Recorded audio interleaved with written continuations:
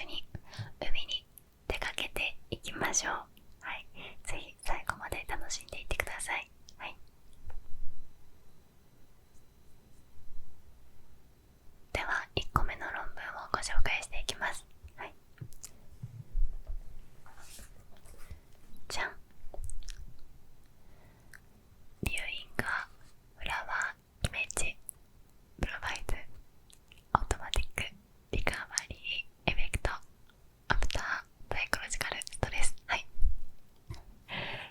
直訳するとですね、花の画像を見ることは心理的ストレスからの自動的な回復を与えるです。はい、つまり画像を見てどんなストレスからの回復があるのかを研究した論文ですね。で、いろいろとこの中で実験を行っているんですが、その中の一つをご紹介したいと思います。実験です。じゃん。あ、見える。 OK。 まず被験者に IAPS 写真っていうこの不安とか恐怖とか特定の感情を誘発させることができる画像を見せます。で、それを見た被験者は当たり前ですが不安や恐怖ストレスを抱きますよね。で、その状態から次に今回は3つの画像、花、空、椅子、この3つの画像を見てもらってどんな変化が起こるのかというのを調べております。つまりですね、自然のものを見るのか人工物を見るのかっていう違いですね。はい、では結果はどうなったんでしょうか。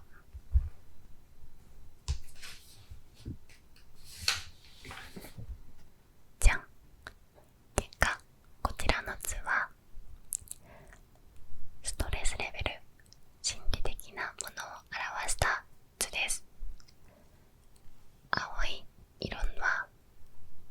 IAPS 写真を見たストレスを感じている状態ですね。ゼロが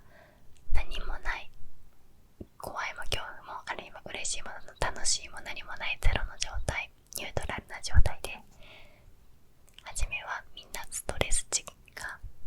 ある状態から始まってます。で、オレンジ色が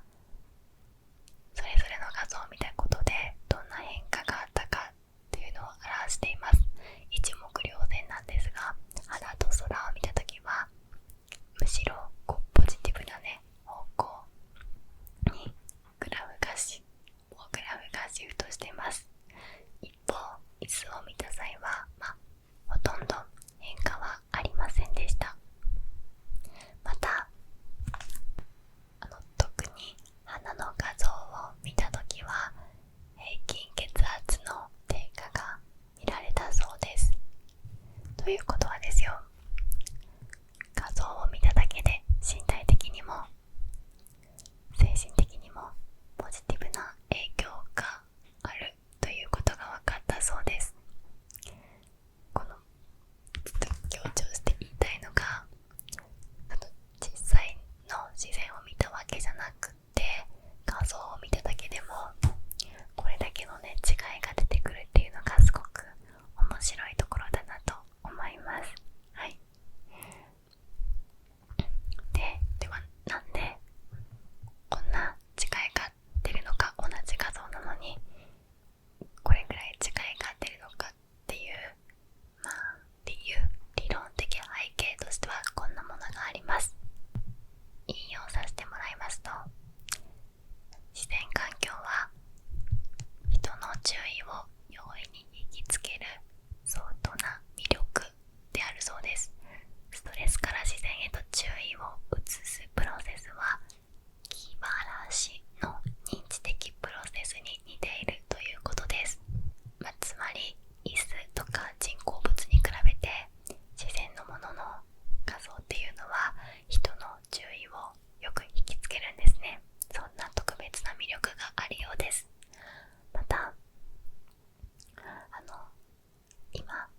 レスを皆さんが持っていたとしたら、そのストレスの原因の根本的な解決にはならないですが、そこに向いている注意をぐっとずらすっていう気晴らしのプロセスに似ているようです。はい。なんか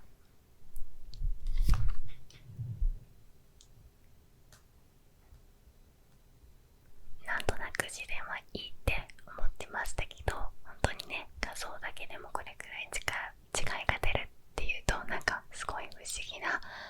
感覚というか力を感じますね。はい。では続いては音に関する論文を見ていきます。あとはもう一つね、ASMR に関する論文も見ていきたいと思います。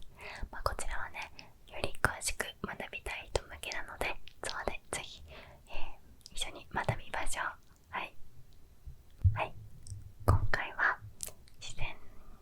の効果を示す論文を見てきました。本当に人間の体とか自然っていうのは科学では説明しきれないこととか研究しきれないことっていうのがたくさんあるものだなと思っております。なんかちょっとオカルトっぽくなっちゃうのかもしれないですけど、人間の体にはね、微弱な電流が流れてるから、ずっとね